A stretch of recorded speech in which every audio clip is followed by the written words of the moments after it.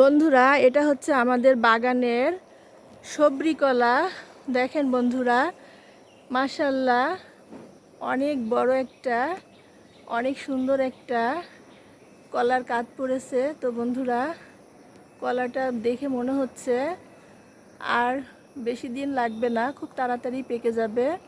তো বন্ধুরা, মাশাআল্লাহ মাশাআল্লাহ, অনেক সুন্দর কলাগুলা দেখতে হয়েছে। তো বন্ধুরা, আপনারা এভাবে আপনাদের যেখানে জমি থাকবে সেই জমি খালি না রেখে এভাবে গাছপালা লাগিয়ে দিবেন।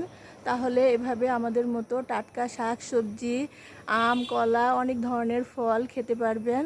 তো বন্ধুরা, এখন যেহেতু মধু মাস চলতেছে, তো এই মধুর মাসে আপনারা মধুর মধুর ফল খাবেন। তাহলে আপনাদের শরীর সুস্থ থাকবে, ভালো থাকবে। আর ফল খেলে ফিটনেস ভালো থাকে, স্বাস্থ্য ভালো থাকে, স্কিন চুল ভালো থাকে, চেহারা সুন্দর হয়, চেহারার গ্লেজ ফিরে আসে, চেহারার স্কিনের ভিতরে চকচক করে গ্লাসি স্কিন চলে আসে। তো বন্ধুরা, এই যে দেখেন, আর কলাতে তো খুবই উপকারী। কলা খেলে স্কিন ভালো থাকে, চুল ভালো থাকে। কলাতে প্রচুর পরিমাণে আয়রন রয়েছে, আর পাকা কলা খেলে প্রচুর পরিমাণে এনার্জি পাওয়া যায়। তো বন্ধুরা, সবাই দোয়া করবেন এই কলা যেন অনেক মিষ্টি হয়, অনেক রসালো হয়। এই প্রথম এই কলার কাঁধ পড়েছে। তো বন্ধুরা, আল্লাহর রহমতে আমাদের অনেক সবজি অনেক ফলই কিনে খেতে হয় না, সবই আল্লাহর ইচ্ছা।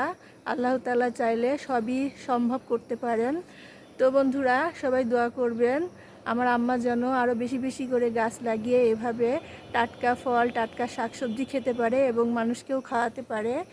তো বন্ধুরা, আজকের মতো বিদায় নিচ্ছি। দেখা হবে পরবর্তী ভিডিওতে। সেই পর্যন্ত সবাই ভালো থাকবেন, সুস্থ থাকবেন। আল্লাহ হাফেজ।